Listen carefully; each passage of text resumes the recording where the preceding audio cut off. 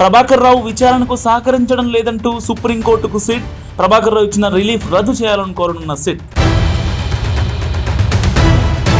మా ప్రభుత్వం కక్ష సాధింపు చర్యలకు పాల్పడదు, తప్పు చేసిన వారిని మాత్రం వదిలిపెట్టమన్న నారా లోకేష్.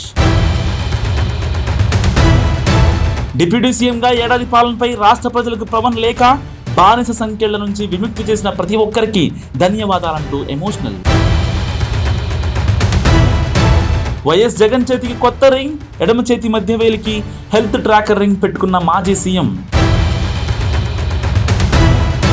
చెవిరెడ్డిపై తప్పుడు సాక్ష్యాలు క్రియేట్ చేస్తున్నారు.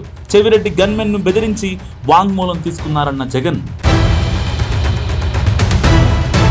కమల్ హాసన్ థగ్ లైఫ్ పై సుప్రీంకోర్టులో విచారణ.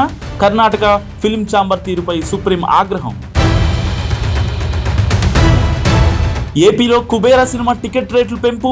మల్టీప్లెక్స్ సింగిల్ స్క్రీన్లో ₹75 పెంపు. 10 రోజుల పాటు పెంచుకునే వెసులుబాటు. ఇరాన్ నుంచి స్వదేశానికి చేరుకున్న భారతీయులు. అర్మేనియా నుంచి భారత్ చేరుకున్న తొలి విమానం. ఢిల్లీ ఎయిర్పోర్టుకు చేరుకున్న 110 మంది భారతీయులు.